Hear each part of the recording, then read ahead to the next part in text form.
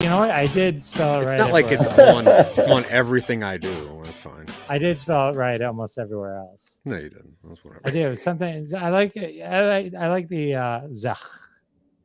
No, okay, cool. Hey everyone, Yeah. welcome to Crossing the Streams. This is exciting. We're here with Zack, Z-A-C-K. It's me. Marcy with an I, and Sal with one L. What's up? And I'm Jeff with two F's. Welcome to Crossing the Streams. Woo! Names don't matter. Anyway, so this is exciting.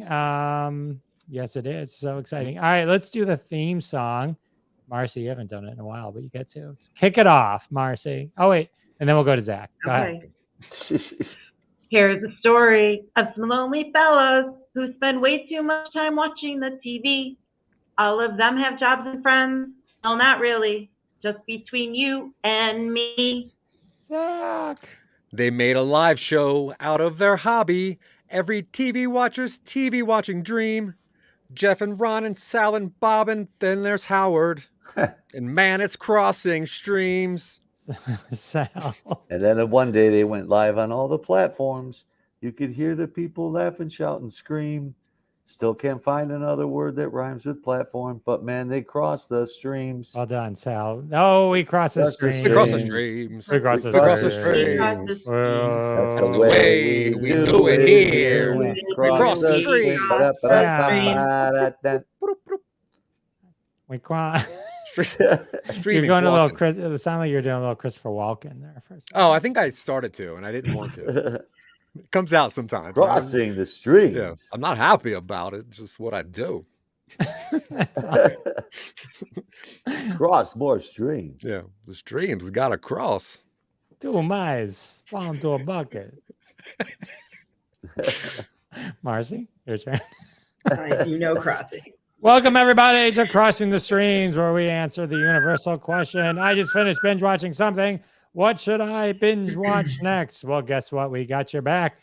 This is episode 106 of Crossing the Streams. Wow. We have 105 hours of binge watching suggestions on our YouTube channel. A link is in the description if you're there, or just search out Classic Conversations, Crossing the Streams, Jeff DeWaskin, something like that on YouTube. The Jeff DeWaskin Show, I think, is the @ on YouTube.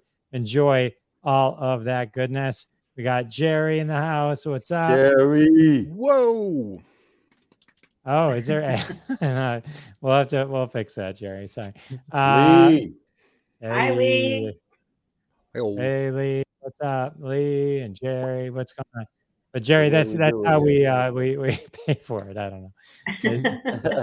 YouTube. Jerry. Right. This is fun. So, Richard Belzer died. I don't have an image. Yeah. But Richard Belzer died. Dang. Richard Belzer was awesome. But the thing that went through my head when I heard about that is I remembered remember when Hulk Hogan effed him up pretty good, put him in the sleeper hold, and then he just dropped like a bag of sand, and then he kind of came out of it and he was bleeding. He had like a talk show. Belzer had a talk show. Yeah. And then he sued Hulk Hogan and he won like $400,000. Wow. That was like in the heyday of Hulk Hogan and Mr. T and WrestleMania. Yeah. I tell you, if Belzer had eaten his vitamins and said his prayers, he might have stood a chance there. Yeah. 1984. Yeah. That's a Hulk Hogan joke, if people don't know that. Just, they're not landing today for some reason. I don't That know. was a good one. I like Going this. Just change your name, spell it with an H. Yeah, that's fair. It's a tough cross. I'm somebody new today. Don't even worry about it. We got all the impressions going on today. This is fun. I'm not ready to fully talk about it yet, but I'm enjoying. I'm watching for the first time Parks and Rec, so I plan on doing a deep dive on that once I'm done. I'm pretty excited about that. Oh wait, we got Marcy's brother ran into Belzer once. He was walking away from me, and I yelled "Belzer," and he and he waved back without turning around. Oh, that's kind of cool. That's very cool. I was in Aspen once with my brother. Marcy knows my brother. And it happened to be like the HBO Aspen Festival or whatever that was going on at the time. And Sandra Bernhardt walks by. And my brother screams, "Oh my God, there's what's her face." And like I just remember, and I remember like her face. I remember seeing what her face looked like, and that's it. That's the whole story. But it's She was happy but- to be called what's her face. Yeah. yeah, it was just funny because. Perfect. But I know. You guys ever bump into anyone? Yeah, bump into people all the time. Yeah. You know, bumped into a guy named Ralph at the grocery store the other day. He's not famous, but his name was Ralph. Sal, bring in the heat. Cool. Tough All right, crowd. You're right, Zach. I know. Nobody Let's laughed at remind that everyone either. of the drinking rules brought to us by Carmen and Jerry. So if anyone on the show drinks, drink. Usually it's Bob. If there's a technical issue, drink. That could be happening. We got storms here. Ice could take us out at any second. If we forget to mention what platform our show is on, drink. If we put your name up on the screen, drink. If we forget someone's name, drink. I If love you're it. stuck at an Airbnb, Here's to drink. that. Anyone else mid-show? I'm like Last of Us. I'm watching, and Shrinking is great. And then yeah, so we'll catch all those. Both later. of those great shows. Awesome. All right, so let's get to it. Ron might pop in. Rosner might pop in. They said they weren't sure where they were going to be. Last week in episode 105, Bob brought us one of the unsolved mysteries. I think Zack brought us Gunk on Earth. Oh yeah. We talked about You People and Poker Face. Today we're talking about The Woman King, Pamela. What is that? Pamela, A Love Story, The Boys, and Your Place or Mine. Nice. It sounds like a fun Nice. show. Let's kick things off with The Woman King. Yeah. Is that me? That is you, Zach. Okay, cool. Good, because I've seen this one. That's good. All right. So first, Jeff, I need to ask you if you watched that stand-up thing that I sent you last week, because I kind of want to talk about it on this show, but it's hard to like review a stand-up, so it's not really worth it. But I need you to watch it so we could talk about it, because you're one of my only friends, especially online. So I guess that's a no. Anyway, all right. The Woman King. Go ahead. Oh, go ahead. We'll talk about it after. Okay, good. The Woman King. Here we go. All right. So I saw this in theaters. It came out last year. It was awesome. And then it just popped up on Netflix without really telling anybody. And that's how Netflix does people sometimes. They just throw stuff on there. But if you don't know what The Woman King is, it's this beautiful movie about the remarkable story of a group of women called the Agoge. The Agoge is an all-female unit of warriors who protected the African kingdom of Dahomey in the 1800s with skills and fierceness unlike anything the world has ever seen. Now, this is inspired by true events, which is cool. Now, The Woman King, it follows the emotional epic journey of General Naniska. I'm going to get a lot of these names wrong if I'm going to say them at all, but General Naniska, and that is played by Oscar-winning actor Viola Davis. And you might know Viola Davis, obviously, from the beautiful movie The Help. If you're a DCEU fan, she's Amanda Waller, but she's all over the place. Great actor. Now, she's training the next generation of recruits and readies them for battle against the enemy determined to destroy the way of life. Now, some things are worth fighting for. The cool thing is that this movie is obviously called The Woman King. And a lot of times people would say, oh, isn't that a queen? Well, no. That's actually a point of what the movie's about, is the fact that the Dahomey people believed in a legend of two kings. It was a man and a woman who were the equals. It wasn't like a man king and then there was his wife. Most likely they were never married or even related whatsoever. It was just he, the king, felt that this person, a woman, was equal to him. So it was the Woman King, which is very awesome. So you watch this movie and it's about Viola Davis being, reckless and wild as she's running through and, stopping any, mostly male, but any really warriors that are coming through here. Now, it's all kind of wrapped around the end of, not the end, obviously, but the end of this certain part of slave trade. This group, the Dahomey, were the last group of Africans that would sell their own for profit. So it's kind of going along that whole line. Now, the movie stars, like I said, Viola Davis, also John Boyega, who you might know from the sequel of Pacific Rim Uprising, also from Attack the Block, and a little thing called A Star War. Viola Davis as Lashana Lynch as a person named Azogi, who to me was one of the standout characters of the movie. You might know them from No Time to Die. People were thinking they were going to be the next James Bond. She's also in Captain Marvel. Now, to me, the actual breakout character is an actor called Thuso Bidu. I don't know. She plays Nawi. You might have seen her in a show called The Underground Railroad. It was a 10-episode series. So pretty much the whole story is about these just women who are designed for battle. That's it. They're designed to defend it. So these women specifically live in this beautiful palace and are only for fighting, training the next generation, et cetera, et cetera. There is, there's a villain. There's a lot of pros, some cons. To me, the con, like the villain itself, very awesome actor. But not a lot of in-depth like character development. He's bad, he's bad because he's just a big hulking guy and he fights all the time. But I wish they had done a little more characterization on him. There is this weird love story they throw in the middle of it, which I thought was not needed whatsoever. But if you want to see just a bunch of women that are badasses in training and they have a passion to fight for a king, John Boyega, who's a beautiful actor and one of his best roles, I would say. Yeah, this movie is so cool. It's so fast-paced, not very bloody. You think it would be because it's like warriors, but it is a passionate, beautiful story about protecting what you love, fighting for what's right, and doing things for the next generation while being in South Africa. It's a really cool movie. Please watch it if you want to. I'm not telling people what to do. Okay. But you loved it. I loved it, dude. I watched it twice since it hit Netflix. I saw it once in the theater. Really good. Now, the weird thing is I did some research on this, and the story was originated by Maria Bello, the actor. Everyone knows Maria Bello from Random Things. So she actually went to Africa to learn about the Agoji, brought that back. She's a friend of Viola Davis, and they were working on this thing for about 9 years. Then they started production, then COVID hits. They had to slow it down again. But weird that Maria Bello brought this into life, but directed by the person that directed The Old Guard. And yeah, really cool movie. Action-packed.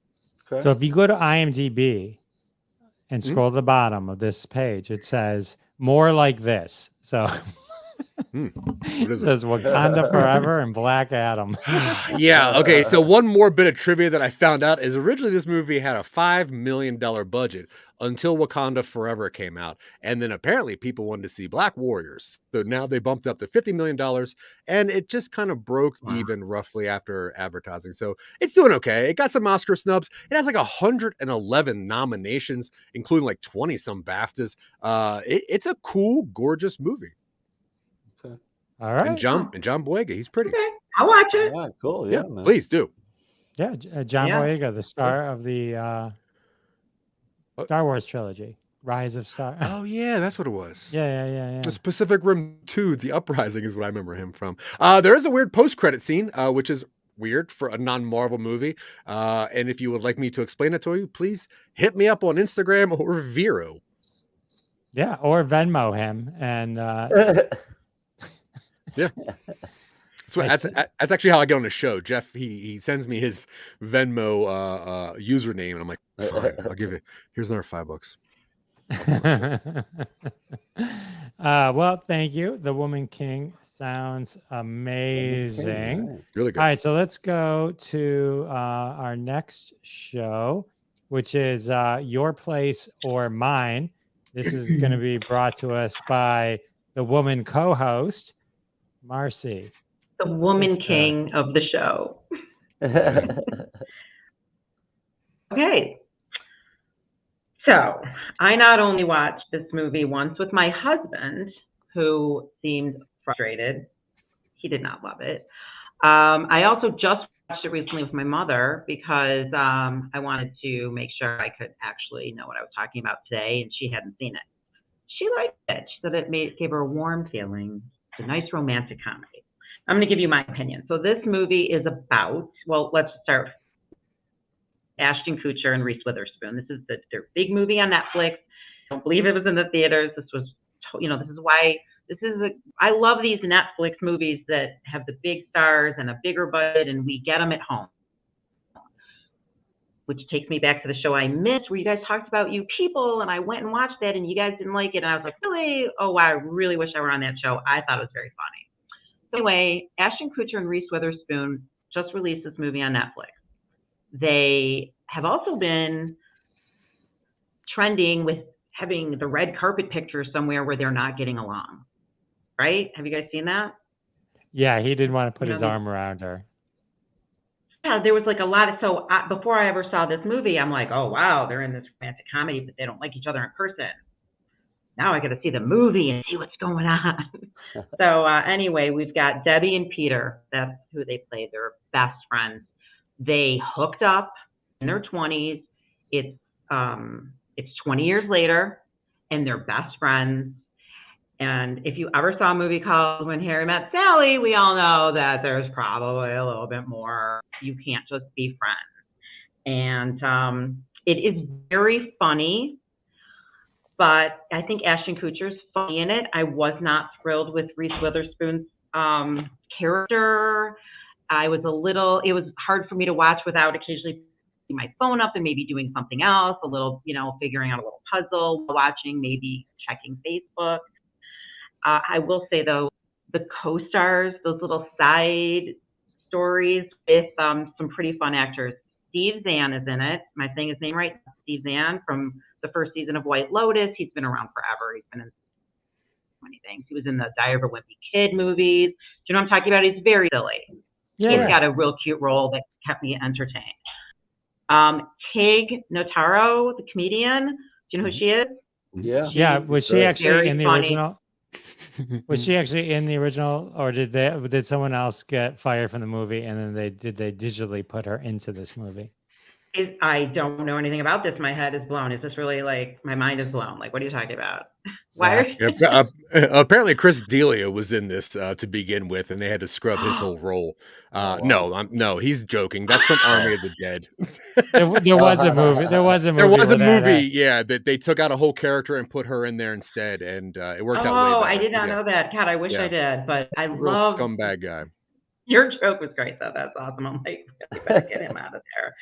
Okay, so she plays Alicia. She's very funny. Loved her. And then Zoe Chao, Chao, I don't know her name. She was in the After Party. You guys ever talked about After Party on your show, Jeff? No. Oh, I call it. I want to do it. After Party's on Apple TV. Great show. Oh, I'm shocked you guys haven't talked about it yet. So she was super fun. And then Rachel Bloom. Do you know who Rachel Bloom is from Reboot? From Reboot, yeah. She and Crazy Ex-Girlfriend. The writer. She plays a great cute small character that I loved. Anyway, just I love when Netflix does this. They release a movie like this and I just get to watch it at home and chill and pause. But what else did I want to tell you about it? It is one other guy, the guy from Grey's Anatomy, Jesse Williams. Super hot Dr. Jackson Avery plays the love interest for Reese Witherspoon, because remember, they're just friends, Reese Witherspoon and Ashton Kutcher, So they switch. She moves into his place for she has to go to New York. She lives in LA. He goes to take care of her kids so she can go finish some accounting degree so she can make more money as a single mom. So he goes to hang out with her kid who's struggling in school with friends, and she is seeing the amazing life in New York, very successful, and they are seeing each other's lives and just really, trying to figure out whether or not they should, be together. It is a mess. I'll give it a mess. It's a mess. Watch it, don't watch it. If you already pay for Netflix and you like a decent rom-com, I'd say watch it.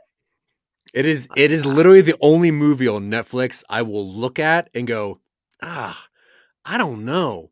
And I was hoping you would say that it was really good, because I need it is the only movie in all of Netflix's catalog that I look at and go, I don't know.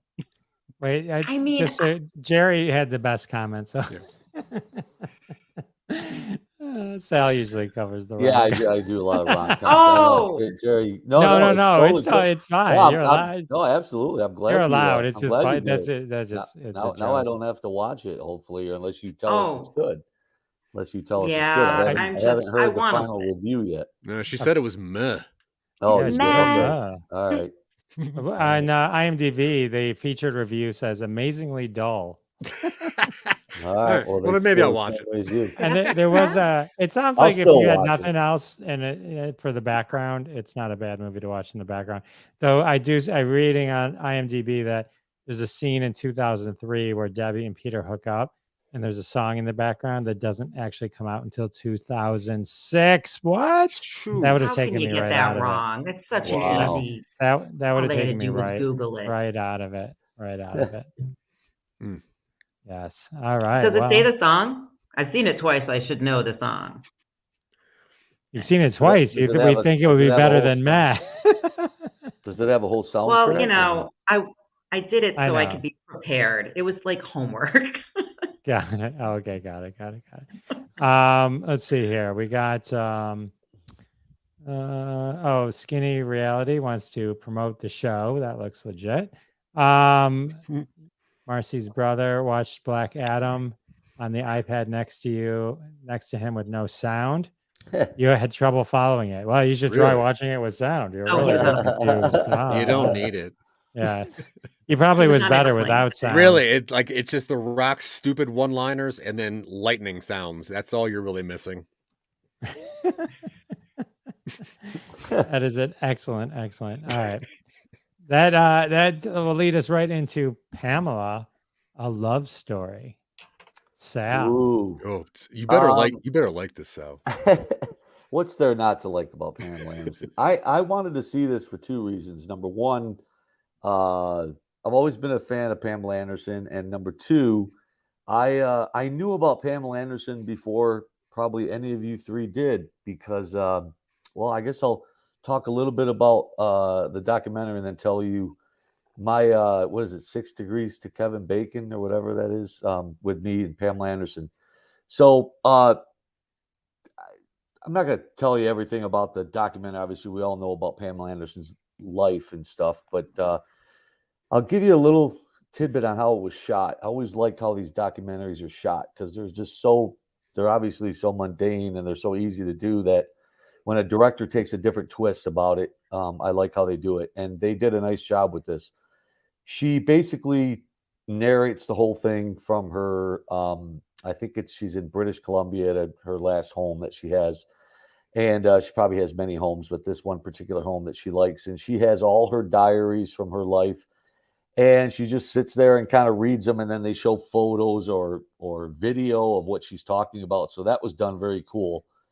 I thought this was kind of interesting. She narrates it with no makeup on. She has literally no makeup on, which is kind of interesting. She just didn't give a crap. And she's like, this is who I am. And I'm going to tell my story with no makeup on. I thought that was cool. And her kids are involved in some of the narration as well. Like they'll be in the background. Sometimes her one kid even narrates a little bit towards the middle of it. So that part of it was very well done, done very well. The footage was great. All the videos and the way they kind of put those in throughout the documentary was done very, very well. Going back to her childhood, things of that nature. How I know about her, she was discovered at a football game. She was actually first discovered at I think a Saskatchewan Canadian football or whatever. Her friend dragged her to go. And the cameraman spotted her. You know, they spot people in the crowd. They just spotted her, and obviously people were going crazy when they spotted her in the stands because she was so hot. And that Labatt's actually hired her to become a Labatt's girl, and that comes in where Sal D'Amelio finds out about her in 1989. I used to sell Labatt's, so one of my first jobs I got in 1989 was a merchandiser for a company called Don Lee Distributors who sold Labatt's. And literally my first week on the job, I was putting Pamela Anderson cutouts in the front of party stores or before a display of 50 cases of Labatt's. I was plotting down this Pamela Anderson. This is 1989. Back then she was a nobody. Nobody knew who she was. Just a hot Labatt girl model, basically. So that was kind of my introduction to Pamela Anderson. Then after that, she got Playboy, and it all happened so very quickly for her at the beginning. Just being a Labatt's girl, going to a Playboy bunny, being at the Playboy Mansion like literally 2 months after she went to that football game with her friend.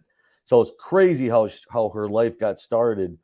And then they just obviously take her through the Baywatch years, and they take her through the Tommy Lee years. They spend a lot of time on the Tommy Lee years. She's been married like 5-6 other times or whatever. They kind of narrate her boyfriends throughout her life. Like she dated Scott Baio and all these other actors, and she was married. She got married like literally during the documentation of this, and then actually got divorced at the end of it. This poor guy, I don't even know the guy she married, but that's all he has is a spot at the beginning when she married him, and then a little mention at the end when she divorces him. This poor guy, man.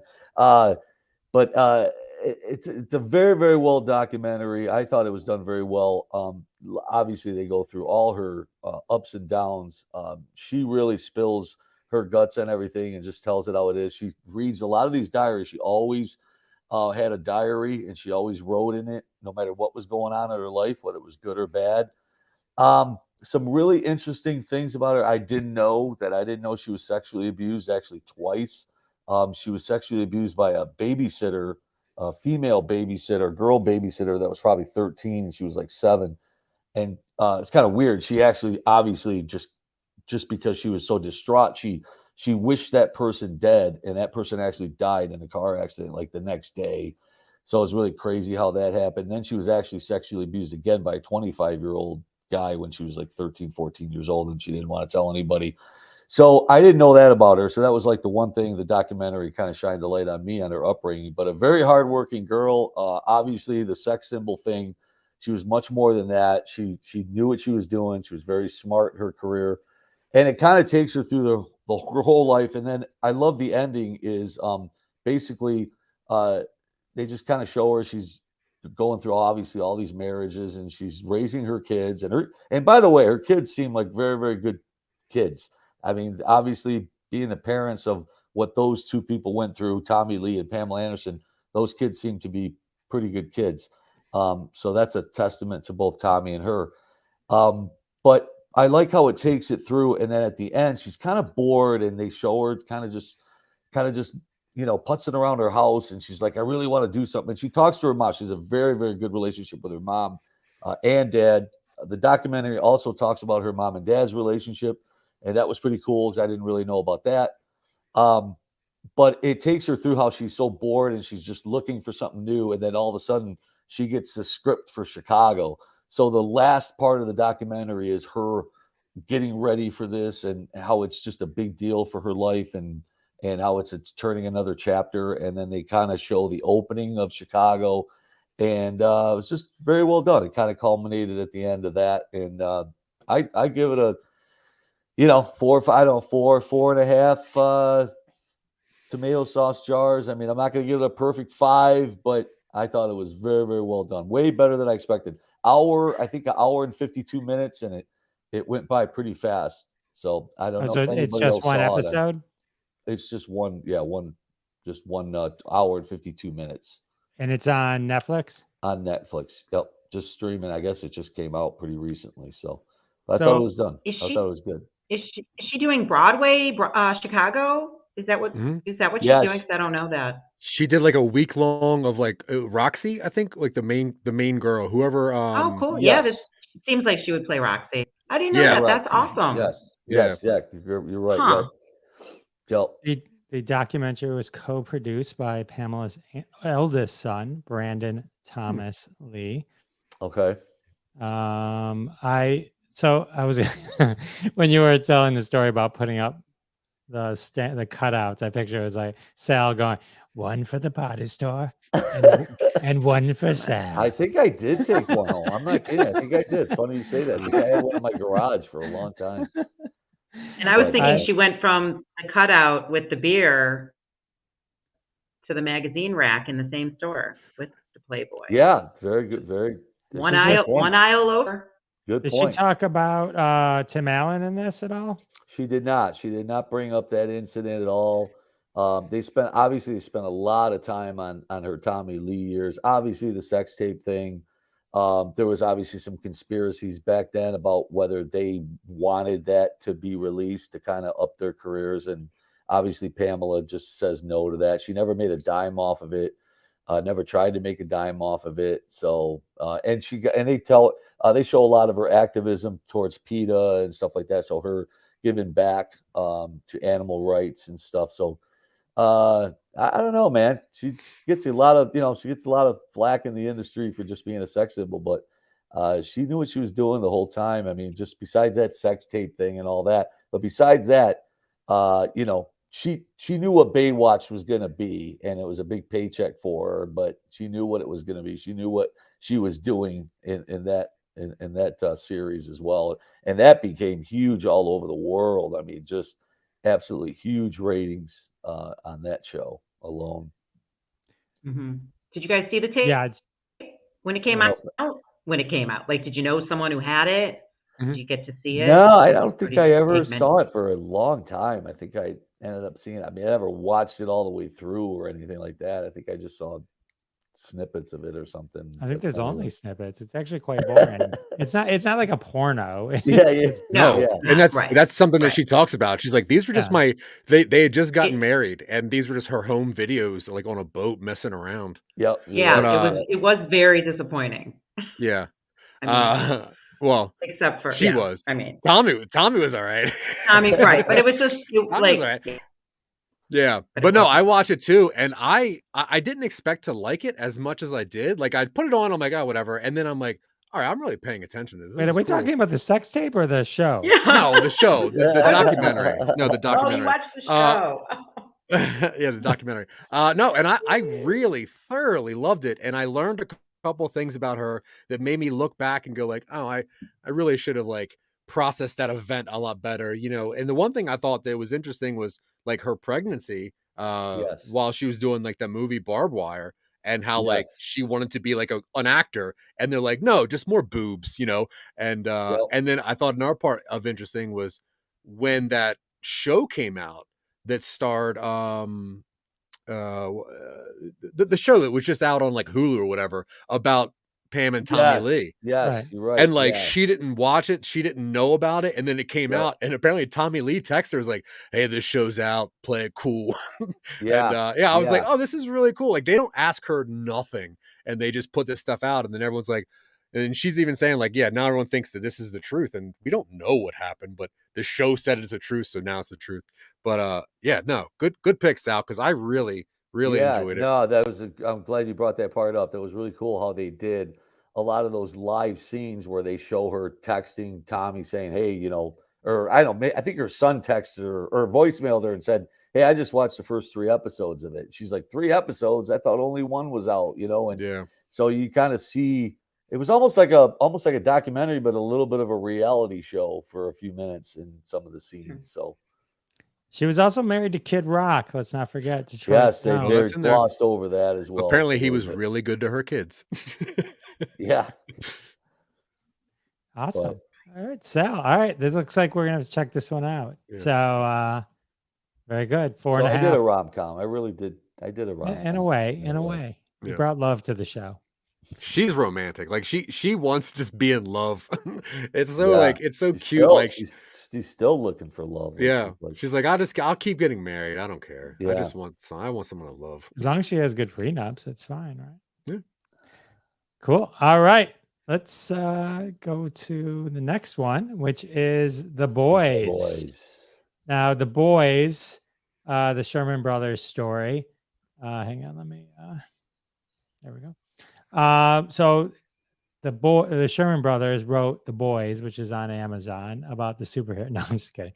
That's not what it's about. It's not what it's about at all. So The Boys is a documentary. Hang on, all my notes are here. We go. 2009 documentary about the Sherman Brothers. Do you guys know who the Sherman Brothers are? No. Okay, so Zack does, but Zack knows everything. Did you ever see Saving Mr. Banks, the story with Tom Hanks and when he was Walt Disney? Yeah. So, you know, the two guys, the one guy from The Office, and they're the guys that wrote all the music for Mary Poppins. Okay. Right? All right. So those are the Sherman brothers. Okay, gotcha. So they are, this is a documentary put together by their sons. The Sherman brothers are Richard and Robert, and their sons, Gregory and Jeff Sherman, put this documentary together in 2009. It's available on Disney Plus. Ben Stiller was the executive producer for this documentary. And so it's really interesting. So here you have the Sherman brothers who created music for like basically every Disney movie from basically Mary Poppins to the Tigger movie in 2000. So Chitty Chitty Bang Bang, Bedknobs and Broomsticks, The Jungle Book, Charlotte's Web, The Many Adventures of Winnie the Pooh, The Aristocats, not to be confused with The Aristocrats. And they even actually wrote the song "It's a Small, Small World." Wow. And the theme song at the Tiki Room. So they've written every one of these amazing Disney songs, "Spoonful of Sugar." Anyway, since since the dawn of all that. But so here's the interesting thing about the story: the brothers didn't get along at all outside of their working relationship. Their families didn't know each other. So the two people I mentioned, Gregory and Jeff, who as adults made this documentary, didn't meet each other until soon before making this documentary. They lived 7 blocks from each other, and neither of the families knew each other. The wives, the kids, none of that. When the parents, possible? I plan on finding out, but like when the parents died, they each had their own shiva. Shiva is like a wake if you're not Jewish, or the equivalent. Yeah. And so at each other's houses. So it's like they didn't have holidays together, nothing. So here they are making all these loving Disney songs that generations, I mean, even there's a Mary Poppins, Broadway show that came out decades later with all these songs. I mean, we all know every song from Mary Poppins. They won 2 Academy Awards and multiple Grammys, and so they have all this, and it's just this interesting thing that they work together, but they had no relationship outside of that room where they created all this music. Wow. And it's about an hour 40 minutes, something like that. So you must have seen them win awards together. Did you see them? Like, did they have clips of them winning Oscars together or anything like that? Well, yeah, they would go, and there's plenty of footage of the two brothers together, like with Walt Disney and all that kind of stuff. But outside of that, there was literally no relationship. It was really that they were so different, that they just had such completely different interests. It was just like, the song "You're 16" that Ringo Starr sings, like they wrote that. I mean, they wrote a lot of stuff. They wrote stuff for Annette Funicello and all this stuff. It's just they're in the Songwriter Hall of Fame. Wow. And I mean, it's a really interesting documentary that you can dig up on Disney Plus just to kind of learn the backstory of this. It was interesting, like kind of hearing some of the realness of what became Saving Mr. Banks, that story, where they worked on the Mary Poppins for a really long time, and Walt Disney didn't tell them they didn't have the rights to the movie, to the book, or anything like that. I guess they had a real talent for like reading a book like Mary Poppins and then distilling those concepts into songs. Wow. That could then be really, be part of those.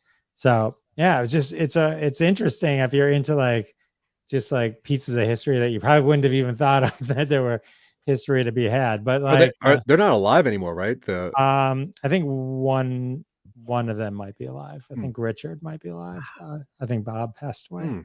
And he didn't even go to his brother's funeral. I heard. It was just. I don't know that. I don't know. wouldn't go. Wasn't getting paid for it. But at that point, I think what happened when they made the documentary, they had hoped, Jeff and Gregory, that it would kind of reconnect the brothers, because Bob, one of the brothers, his wife died, then he moved to London, so he left the country and spent his days there. They were hoping the documentary would bring him together. I think it served. You want to get that, Sal? No, give it to me. I'll get it. But I do think it served as bringing the families together. I think the brothers and stuff got to know each other. Am I on the air or what? Oh, yeah. I have to see that. What? Yeah, it's okay. So what? Sal doesn't know what's going on. It's your phone's ringing, old man. Yeah, I know, but how do I get back on the air now? You're on the air. What are you talking about? I can't. Oh, hang on. Okay, because it didn't. Just keep smiling.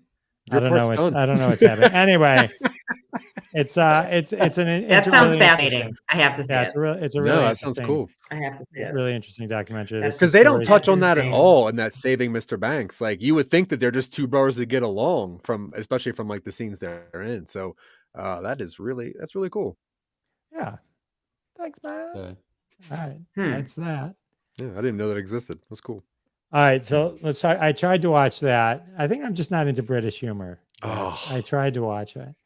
It was. I found it entertaining. He was good, but it was just, the 30-minute setup for why he was on his knees, which was clever. Love it. Loved it. When he stood up and hit his. So, okay, I'm just going to. Do we have time? Is it okay if I just ramble for? So there's a comedian that I found. I watched this British show called Taskmaster, and it's a really interesting show where they have like 4 comedians, and they put them in a house and they make them do really stupid tasks, and it's just British humor and whatever. So I found this one comedian there. His name's James Acaster, and I thought he looks like. He's like a Weasley, like he's just so scrawny and tall and red hair and wears like green. And he's just weird. Like the way he kind of like looks at the audience and just like the way he holds himself is just really weird.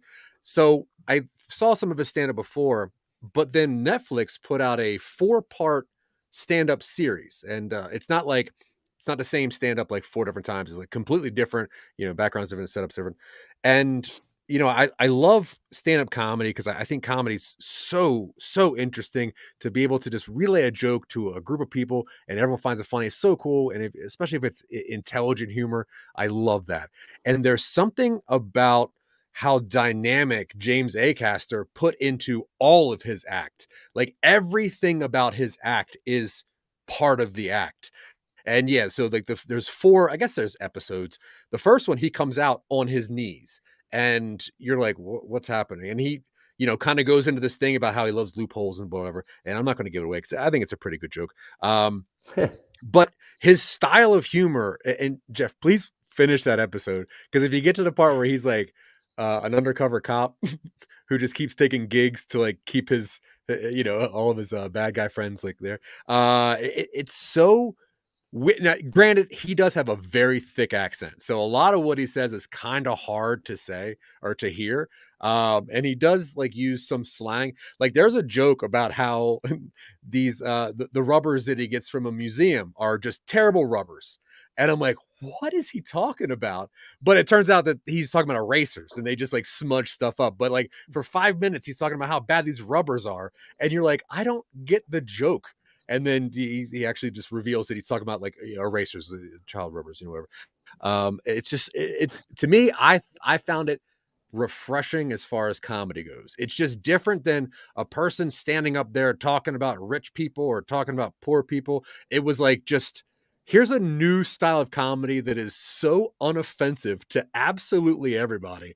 And it was just, to me, it was so clever, so fast and so witty. And it's one of the few stand-ups that I can just rewatch. It's just clever the way he holds himself and how he engaged with the audience. And it's hard. Yeah, it's hard for something to just, like I said, his accent is thick. So it is hard to like hear some of the jokes. But once you settle into how he speaks, I found it so different and unique. And because he just like he uses the whole time, like a joke he tells in the beginning, he'll touch on in the middle and he'll touch on again at the end, and everything just feels so purposeful and well done. And yeah, I just thought it was so cool and just not Good. regular stand-up. Yeah, interesting. James Acaster. Okay, check it out. Never heard. All right, check out James Acaster, everybody. Yeah, love it. Love it. We're spinning the tunes. All right.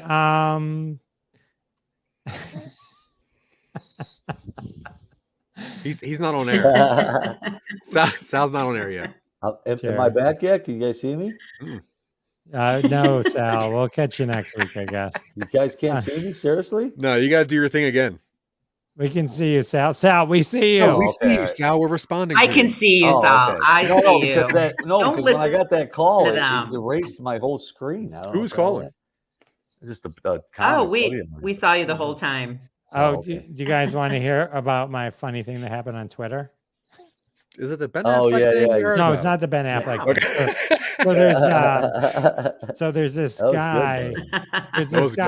There's this guy, Nick Adams, who's like this MAGA guy. And but he's clearly just like, I don't know, he's like almost a parody of himself, but he's just all pro Trump and all that kind of stuff. Anyway, so and all anti-woke and all that kind of stuff. And so it's you read it and it's like Nick Adams alpha male. All he does is talk about going to Hooters and playing golf with the boys, having foursomes with the boys. And so he'll write stuff like it really happened. Like I was writing my next book and there was a knock at my door and I answered to find a frantic man with a 2021 Nissan Leaf SV Plus with a spoiler sitting in my driveway. He explained he lived a few blocks away, but his car had run out of a charge. And so he's like, and then it's all about how electronic vehicles are for wusses and stuff like that. And if you want to be a man. So I replied to him. I'm like, same thing happened to me last Tuesday. I threw two AA batteries at the guy and I said, get off my lawn. Right. And then someone replies to me, that's assault. You should be arrested and thrown in jail. And I said, actually, I think it's battery. I know. Double whammy. So clever. I love that. I love it. Anyway, the funniest thing about this is my reply to Nick Adams has 25,000 views. It's like right up there with one of my biggest tweets. Wow, nice. Nice. It's just funny. Yeah. You got to check this guy out. He's a hoot. That's funny. Did he respond or anything? No, he doesn't respond. Idiot. But that's it. All right, Zach, remind us where we can find you. All the goodness. It is some nobodies. Oh man, I don't know if you know this, but there is an amazing podcast out there starring Jeff Dwoskin, and he talks about some amazing people. So please, as soon as this is done, hop over to Jeff Dwoskin's other podcast and check out some riveting conversations, such as why people are on his podcast and why they're slightly more famous than Jeff Dwoskin. You'll find all those and more on all of Jeff Dwoskin's 2 podcasts. Actually, the other one. This one's about TV stuff, but no. Yeah, don't worry about my stuff. Listen to Jeff. He's funnier. All right, not going to argue with that. Yeah, Marcy, remind us where we can get a good mortgage You know where you rate. can't find me? You can. No, don't. You can get a mortgage, but I'm not in Facebook jail anymore, and I'm just really happy to be back. Yeah, it's Marcy apologizes for threatening someone with a plastic fork. Nice. Knife. Sorry. Fork would have kept you on Facebook. Sal, remind Sal and Bob's podcast, saldemillia.com. Thanks for watching, everybody. Yeah, so that's the I got the Sal and Bob show there. That's my classic conversations. Who I have Kimi Abapornia on, who Marcy is my second interview, Rose Abdu being the first, from 2 of the people in the writer's room scenes of Reboot, our favorite show. Cool. So, Jeff, you ever been in Facebook jail, Jeff? Yes, I was in Facebook jail because what'd you do? I just had to stop everything for like a month. I was still an admin, like in my old company that I used to work for, added me to like a bazillion of their accounts. And then when they excused me from service during the middle of the pandemic, they left me on all these as admins, right? And so I went to try and take myself off one, and some of them were bad actors, and so it said, "You must be a bad actor too." And then I couldn't post for 30 days. Wow. Yeah. Yeah. You get in jail for the dumbest things. I've never been in jail. No. Yeah. I saw like a video of somebody, and they were like, they were in a truck, and they were like hitting the gas so hard, they were like spraying mud on people. And I wrote like facetiously, I was like, yeah, you gotta love some Proud Boys. That got me in jail. Wow. Sarcasm about Proud Boys. Yeah, you gotta be. Facebook has no tolerance. You can't make fun of Proud Boys. No, you can't make fun. I guess you can't make fun of anything. It's most. I believe it starts with an I.